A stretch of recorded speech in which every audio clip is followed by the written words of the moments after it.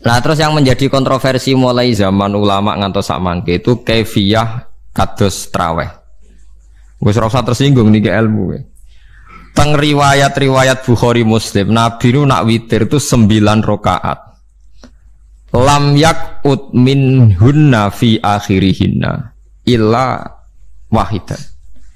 Di Nabi nate sholat witir itu 9 rakaat enggak duduk sama sekali, mau terakhir duduk pas ke-9 terus salam. Nah, sebagian riwayat Nabi memotong sholat itu sholatul laili masna berarti 2 8 terus 1 witir. Niki rungono tenan. Sehingga ketika ada sholat traweh yang 4 rakaat tanpa tasyahud, sebetulnya secara fikih pasti kita sepakat sah. Karena kalau 4 rakaat tanpa tasyahud pertama, kenapa kita katakan sah? Karena Nabi malah pinten songo luwih seru to. Mboten iki karena menjadi kontroversi. Nah, dan tidak satu pun ulama di dunia yang mengatakan tasyahud awal itu wajib. Sampean yakin tasyahud awal wajib napa sunat? Sunat. Artinya khasnya hukum sunat itu gimana? Kalau ditinggalkan tidak batal. Berarti misalnya ono tarawih 4 rakaat berturut-turut, berarti tidak ada masalah karena yang ditinggal artinya tasyahud awal yang kita yakin itu hanya sunat. Tapi dasar ra cocok itu didadekno masalah kan. Dalile apa ya? Dalile ra cocok. Lah sing darani masalah padahal darani tasyahud awal iku sunat. Kowe salat zuhur tasyahud awal sunat atau wajib? Sunat. Nak sunat tuh khas ya, ditinggal batal lho ora? Mboten. Tapi nak sing ra cocok ya batal. Hukum ono cocok ra cocok. Mboten iki kula terangno. Nah, traweh itu yang kontroversi ini teng kitab Majmu' karangan Imam Nawawi. Ya akal-akalane tiang-tiang niku. Kula nganti sakniki kan mboten nate ngimami, tapi nggih tak kandhani imam. Soalnya niat ngakali pangeran, tapi pangeran bakali ya ora kena. Ngeten, ini dawuh Imam Syafi'i. Tarawih itu kalau terakhir kan pinten 3 rakaat ya. Kan 2 rakaat dulu. Lalu pas 2 rakaat itu pas witir, yang witir kok tarawih. Yang terakhir witir 3 rakaat itu 2 rakaat sampean niate witir napa-napa? Witir. Setelah 2 rakaat sampean salam ndak? Salam. Itu menjadi sholat teraneh di dunia. Karena kue muni witir tapi jumlahnya 2. Nah, itu sholat teraneh napa di dunia. Terus sampean muni ngene, mboten Gus maksud kula niku 3 tapi lurus sih. Lah berarti kayak kudu nerangno pangeran, kudu kamu pangeran kayak penjelasan. Gusti ini 2 sementara loh, nanti ada. Karena jika Tuhan tidak kamu kasih penjelasan, akan aneh kan disebut witir, tapi rokaatnya 2. Maka kamu harus niatnya Gusti ini cicilan witir. Nah, sehingga jangan kira engkau 2 tapi ini nanti 3. Nah, itu makanya setiap bilalnya atau matinya kan solu sunnatan rakaataini minal witri. Jadi diumumkan sholatlah 2 rakaat tapi yang 1 paket dengan cicilan witir. Lah itu lucu. Karena Anda sekali bilang itu witir berarti Anda bohong kan, nyatanya 2 rakaat. Tapi kritiknya Imam Syafi'i ini kan lucu. Imam Syafi'i yang imam kita itu mengkritik, itu sholat aneh kalau begitu. Sholat itu kalau sudah salam itu dianggap sholat mustaqillah, sholat yang mandiri. Nggak bisa sholat kok bertakluk dengan sholat setelahnya. Sholat itu kalau sudah dimulai takbir, diakhiri salam ya selesai dan menjadi sholat yang mandiri. Nggak bisa sholat yang mandiri ini. Engkau nasibku ngenteni yang satu itu. Nggak bisa sholat nggak selesai yo. Selesai. Sebab itu seharusnya witir agak resiko ya 2 rakaat langsung tasyahud awal, engkau terus tambah 1 rakaat. Kados mirip maghrib lah, mirip apa? Maghrib. Tapi itu kan masalahnya tidak populer juga. Nah itu. Akhirnya diakali wa shollu sunatan minal witri nggih. Teng mriki ono minal witri kan? Itu kalau diterjemahkan salatlah kalian paket witir tapi ganjil paket witir tapi gendep sih, tapi ini sementara Gusti, tapi kan kita masih bingung. Itu cara pangeran dia bingung tenan ngadepi Nah, makanya itu nak cara kula ya ora usah dijerok-jerokno pokoke ngono iku. Ya dadi barang keliru kadang ya muga-muga sepuro pangeran wis ora usah ngono iku. Dadi nak salat kayak nak cara Sayyidina Utsman itu memang beliau bilang 2 rakaat itu berdiri sendiri karena salat itu setiap 2 rakaat selesai. Setelah salam itu selesai. Nanti yang witir ya 1 itu. Makanya 2 itu ora usah ana witir-witiran cara Sayyidina Utsman. Muga Nabi dawuh wa autir bi wahidatin. Kemudian salat-salat Anda yang 2 itu ditutup witir. Berarti ya yang salat kedua ya usolli sunatan ya biasa saja nafal mutlak. Enggak usah nyinggung-nyinggung napa? Witir. Oke. Loh ini penting sekali karena nyatanya ada witir kan? Nyatanya tidak napa? Witir. Lah nanti yang 1 terakhir witir. Ya tapi adatnya ngoten niku. Jadi ini perlu sampean ketahui salat itu memang banyak masalah di secara fikihnya karena tadi kalau sampean niat witir setiap sudah salam itu kan berarti selesai dan berdiri sendiri. Lah kok suwe-suwe nak rakaat sing terakhir batal lah berarti sing ngarepe melok batal. Mergo sak paket koyo capres mbek napa? Cawapres. Ya ora iso salat kok ono. Ah itu paham ya. Terus niku kefiah salat. Di sampean memang akal-akalan tengene witir pun bener sallu sunnatam minal witri rakaataini. Dadi niku rontok bener ya rontok ngawur dadi ngawurnya itu tadi wong salat iku mustaqillah setelah ditutup salam selesai kok bergantung. Hanya nasib 2 ini kan bergantung setelahnya kan? Mana ada salat kok sudah ditutup berkaitan. Mulane kula niku nak witir ya ora tau tak niati witir. Mun kula ora cocok mbek pengumuman niku ora pati cocok. Dadi kula tapi kan kula makmum, ora malah dihisab kan cara salah ya. Usolli sunatan anut imam teng ati kula mpun sesuai. Nah, ame salah ya malah salah, nak bener ki malah napa? Bener tepak-tepakan wonten mawon. Jadi kula niku wong alim fikih tapi paling tersiksa mergo kalah mbek adat, kalah mbek napa? Adat. Ya piye? Nentang adat ora apik. Jare Nabi kono umume wong ya melok umume wong. Nak mau yang pintu ya melok napa? Pintu. Nah itu ngintikan Imam Syafi'i harusnya punya rasa malu orang yang mengatur sholat sedemikian rupa. Sebetulnya sholat itu niatem salah lah, keliru lah. Wong sholat itu wis apik, ora usah detail-detail napa niat. Lalu dari Imam Syafi'i kowe mlebu masjid niat duha ya untuk tahiyat masjid, niat tahiyat masjid nak waktu duha ya untuk duha. Karena wis barang apik, wis piye-piye tetep apik. Oh, jadi ora usah ribet-ribet niat ngono wong barang apik. Paham gitu. Tapi kan sederhana kan sebenarnya kita tidak perlu bulat. Tidak perlu apa? Bulat. Paham gitu. Terus ini penting. Nah, terus yang ketiga masalah kesunatan jamaah dan tidak. Ini kalau terang detail. Menurut hukum fikih, tahajud itu jelas gak disunatkan jamaah. Witir juga gak disunatkan jamaah. Tapi semua ulama yang bilang tidak disunatkan itu enggak ada yang memfatwakan hak batal kalau berjamaah. Jadi tidak ada yang bilang dikatakan batal kalau jamaah. Cuma tidak disunatkan jamaah. Tapi Rasulullah itu pernah main di salah satu sahabat di waktu duha. Sahabat itu sakit, ingin ngundang Rasulullah, kepengen dalamnya di kenangan nanti tinggi sholat sinten Rasulullah. Ternyata Rasulullah ketika sholat, anak-anak dan istrinya yang sakit tadi ikut jamaah dan Nabi membiarkan. Bahkan Nabi sempat ngatur shaf. Padahal itu satu bentuk sholat yang kategorinya agak disunatkan apa? Jamaah. Itu makanya Imam Nawawi bilang sholat-sholat yang enggak disunatkan jamaah itu masih boleh jamaah. Seperti witir, duha. Nggih, tapi aja terus jadi gerakan tahajud bersama. Nah niku kula ora cocok nih. Wong ora kepengin tahajud kok dijak napa? Tahajud. Wong kula nggih nate dipamiti Gus nek ana tahajud bersama. Cangkem ora usah. Wong sing ngeloni bojone kuwi lagi ibadah, bocah ibadah sing ora enak ngono lho.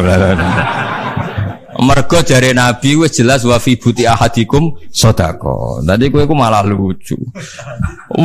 Wis ibadah kok bocah apa? Ibadah. Jadi sing ngeloni, lho ngeloni ra kudu ngeloni bojo, ngeloni anak iku ya napa? Ibadah. Takokno ruhen. Nak ngeloni bojo gak di masa depan ngeloni apa? Anak. Ngeloni anak nggih napa? Ibadah. Ning omah jaga anak bojo timbang dhewean nggih napa? Ibadah. Mulane kula nu rapati cocok nek ana tahajud bersama. Oleh tapi aja dadi gerakan. Nek sing pun nglampahi nggih monggo, sing umate seneng nggih monggo, itu tetap baik. Tapi baiknya bergantung sejauh mana ini tidak dimasalkan. Sekali dimasalkan tetap tidak napa baik. Karena nanti punya akibat yang sedang baik diajak baik yang lain, dari baik nikmat menjadi baik gremeng itulah itu perkara kan. Hanya orang kan sepakat kan nak ngumpuli bojo ibadah, kabeh ulama sepakat kan. Dan itu penggemarnya banyak. Terus dijak ibadah yang penggemarnya sedikit. Dasar imamnya ra cocok. Lah itu kan resiko agama dikomentari kan tinggi. Makanya tidak usah dimasalkan. Sing kelon ya keben, sing turu gitu apa? Keben karena turu ki ibadah kan. Wong turu niku mari ra maksiat. Wong zina iku mergo ora turu. Wong maling mergo ora turu. Wong ngrasani wong mergo ora turu. Mulane kula nate cerita teng ngaji niki ana ulama wali. Saking seneng ibadah nganti janggal. Ana gak wali sing makome kaya aku. Didudono wali sing saurip-uripe mau turu kecuali salat fardu. Yaiku wali sing setingkat kuwe. Mboten trimo Gusti tapi niku kok turah turu ya takokno sesuk. Kena apa kok turah? Turu. Jebule tak takoki kenapa jenengan turah turu? Ya wong turu ora iso maksiat. Tapi nak kowe poso tahajud jenenge wong melek tepatine nduk ndi-ndi tetep paling selamat iku apa turu. Akhirnya ngakoni dene. Jebule alim kuwe lah ya dadi turu iku iso dadi wali. Ke wong turu ora ngarah zina, ora ngarah maling, ora ngarah ngrasani wong. Dadi mulane akeh wali sing berangkat saka napa turu. Mulane Ashabul Kahfi ku wali sing kramate ku turu suwi. Mergo turu iku nak tepak. Niku iso dadi napa? Wali. Mulane kenapa kramate Ashabul Kahfi napa? Turu. Tapi aja tiru. Lha iki cerita ilmu, dari ilmu ora kudu setuju niku niki ilmu. Difaham ya dados. Kula piyambak pribadi belum pernah tahajud jamaah sama istri saya. Kula piyambak jarang tahajud. Tapi memang saya beritahu kalau sholat yang kesunatannya itu tidak jamaah, sebaiknya jangan dipaksakan jamaah. Karena kadang fadilahnya disirron. Kalau baleni malih, seperti sedekah. Kalau zakat wajib itu sebaiknya diumumkan supaya orang tahu bahwa dia sudah melakukan kewajiban. Tapi kalau zakat tidak wajib sebaiknya sirron, sebaiknya rahasia. Begitu juga sholat. Jamaah itu kenapa baik di sholat fardu? Karena kalau yang tidak jamaah kan dikira dia tidak sholat. Makanya kesunatannya sholat fardu napa jamaah. Tapi selalu potensi riya, sum'ah, pamer itu ada. Sehingga ada sholat-sholat yang dari awal didesain supaya tidak kelihatan orang. Yaitu sholat nggak usah berjamaah. Plus baik di rumah. Semua ulama ijma sholat sunat itu baik di rumah apa di masjid? Di rumah. Di rumah, di dalam kamar sama di kamar tamu, ruang tamu baik di dalam kamar. Bahkan Nabi nyebut sholat fiko ibaitiha di kamar paling dalam. Nah, bagaimana mungkin sholat yang sudah didesain sirron begini, misalnya kayak tahajud, disunatno bengi-bengi ben ra wong roh, disunatno ning jero kamar ben wong ra roh. Jebule jamaah kan jadi aneh kan. Tapi kan nentang ya goblok, barang apa kok mbok tentang. Ya tapi kowe tenanan yo goblok kok ora sunah Nabi ki, Pak. Mulane nek ora takok itu yang jenengan takoki kok ngubang-ubang. Lah makane aku wong alim dadi bingung. Bingunge iku mergo akeh ilmune ora kok koyo bingungem. Tapi sing jelas peminat ibadah kelon itu lebih banyak. Niku mau sing mesti niku. Karena Anda harus sepakat kan kelon niku napa? Ibadah. Kita sepakat kan. Dan itu peminatnya banyak. Itu sekali ada pengganggu pasti dikomentari tidak baik. Padahal pengganggu yang ngajak tahajud. Itu akhirnya kan tahajud jadi korban dikomentari gara-gara penggang. Nah itu yang saya tidak senang. Dieling-eling. Yang keempat ini makom saya tapi jangan sampai tiru. Ada thariqah namanya Mulamatiyah yang pernah disebut di mana ya Mulamatiyah. Orang sing maca Malamatiyah. Ada ulama itu seumur-umurnya itu tidak pernah sholat qobliyah ba'diyah. Tapi ojo tiru, kalau ngomong saya ulang-ulang jangan tiru. Nah, kalau sering tiru, mboten ate sholat qobliyah ba'diyah. Termasuk yang menentang itu Abdul Hasan Asyadili dulu ketika beliau belum wali papan atas. Ulama Mulamatiyah itu kalau katoan itu dengkulnya ketok, jadi agak-agak pupu paling bawah itu ketok. Lanang loh, makanya coba yang wedok ini lanang bukan lanang. Kalau wong wedok kan auratnya semua tubuh ya. Jadi rodok katokan cekak. Pas Abul Hasan Asadali liwat tuh dia ingkar, dia ulama kok katokan cekar atau sholat sunat. Hasan Asadali yang jadi toreko sama Sadiliyah nu, itu juga pernah wali anyaran, janggal dia kan cek wali perfect, wali senang sempurna. Nah, akhirnya ketemu sama ulama itu ternyata jagungan dengan antarane langit be bumi. Kok orang tadi sing katokan cekak maksudnya, itu kok orang tadi. Terus digojol sana. Kamu jangan nyindir saya, jangan ngenyek saya. Makomamu cek dura aku. Kamu lihat itu umatnya Muhammad banyak. Itu sing iso ngancani aku. Ternyata dia itu punya torekoh, kumpul wong bid'ah, wong sekuler, wong nakal. Supaya mereka untuk rahmat mergode ini. Karena dekne mantep para pangeran, gak mungkin wong bid'ah, wong salah tak awari aku kena azab. Mesti pangeran ngergani aku. Jadi dekne ngancani wong nakal itu demi supaya wong nakal ora kena azab. Mergo diproses ilallah. Diproses didakwai napa? Ilallah. Sebab barokah ini dekne dadi wali. Terus adekne salat sunat qobliyah ba'diyah adekne berat. Kok tahu blas alasane? Dijak salat fardhu ya abot. Nak nganti disangka qobliyah ba'diyah penting malah abot. Mulane aku ora usah salat qobliyah ba'diyah. Lah iku sing makome iku kula baleni malih. Dijak salat fardhu wae abot. Nak nganti aku qobliyah zuhur 4 rakaat, ba'diyah zuhur 4 rakaat. Utawa 2 rakaat, tapi paling afdal kan 4 khusus zuhur lho nggih. Kaya apa? Dadi dekne nunjukno nek Islam ku mau salat fardhu faqat, ora luweh, ora kurang.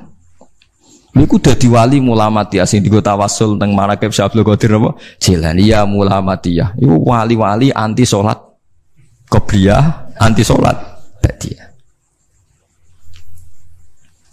Mulane kula niku nganti sakniki nggih jarang teng kampung kula niku terkenal Gus Bae iku wong alim ora tau salat sunat.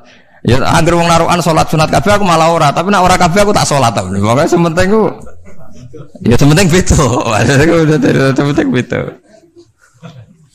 Ya alasannya masuk akal. Alasannya masuk akal. Maka itu Abul Hasan Asadali pernah juga diingatkan wali-wali yang lebih senior. Begitu juga Abu Yazid Al-Bustami. Beliau juga pernah dipermalukan wali-wali agak preman. Tapi itu cerita wali, sama harus percaya karena ini cerita ilmu hal. Abu Yazid itu seorang wali besar, makanya kan masyhur banyak santri namanya Bustami itu dulu tafal sama Abu Yazid sinten Al-Bustami. Itu dia wali Menara Gading, dia yang ngajar di pondok awalnya begitu ngajar, pokoknya jadi wong saleh. Niki cerita, sing cerita kula nggih kiai-kiai. Cuma nak cerita niki kula ora roh referensine, tapi kula nate diceritani. Nak sing tadi saya tahu kitabnya.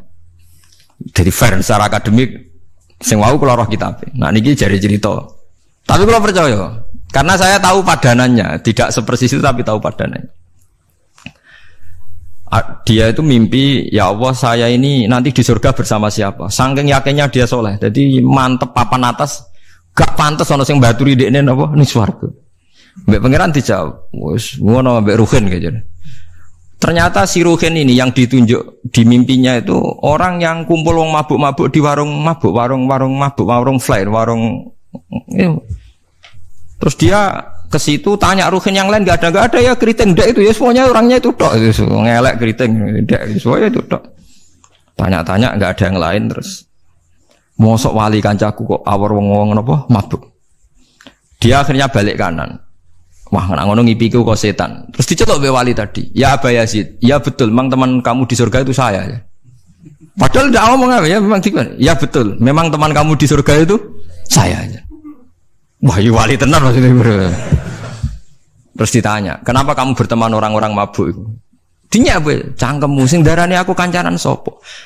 Aku iku ning gone warung mabuk mau ngombe banyu putih. Nek kancaku do mabuk aku orang banyak.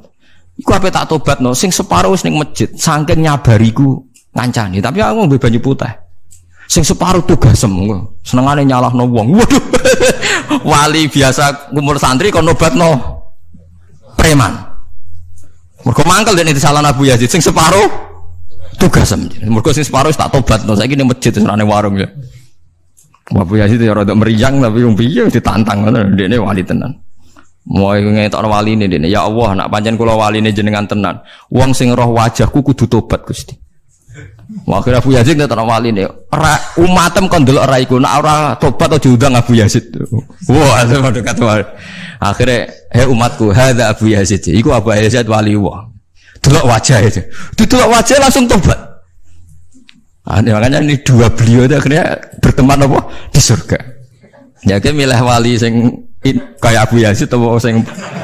Nah menurut saya cerita ini penting supaya anda sing biasa nih warung ada kemungkinan itu lah. Maksudnya penting kan itu. Artinya ben husnudzon mbek wong ada potensi itu. Lho nggih, sampean tak ceritani di Yaman tuh ada para habaib Maulad Dawilah.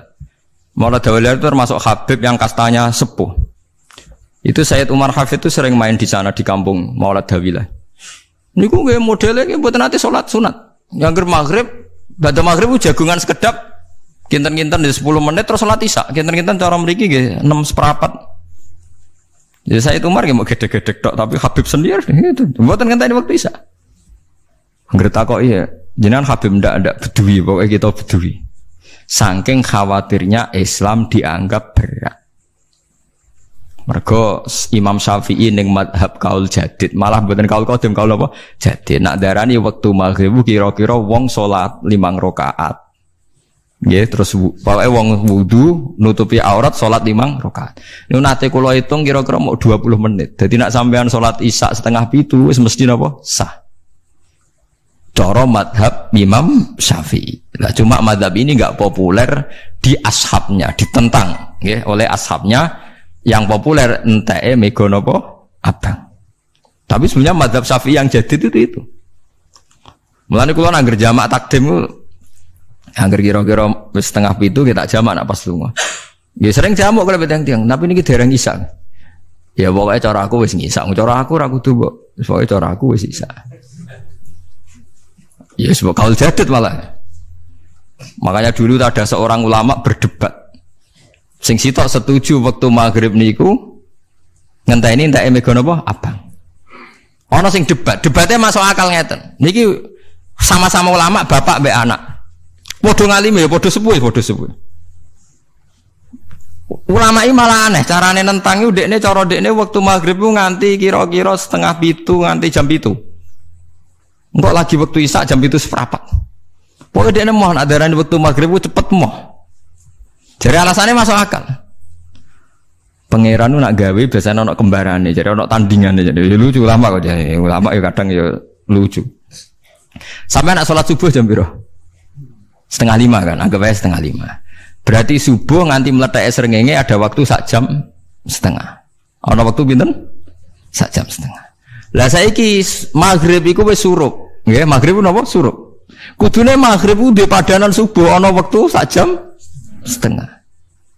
Amal dia tidak setuju. Entah emego abang tenan dia naik 1,5 jam. Malah dia nak santri ini azan jam itu ngamuk. Cong paling cepat 7:30. Perkara dia cara berpikir maghrib di padano subuh. Yaitu qoblatul isyamsi ono waktu 1,5 jam jatahe subuh. Kudune ba'da ghurubi syamsi ya ono 1,5 jam jatahe maghrib. Jadi akhirnya santri ini nak azan di 7:30. Nak jam itu diamuk tenan. Nak Maulad Dawilah wali 6:15 wis isa. Perkarane. Lah iku ulama. Ya semelane ya semacam-macam ulama iku macam-macam.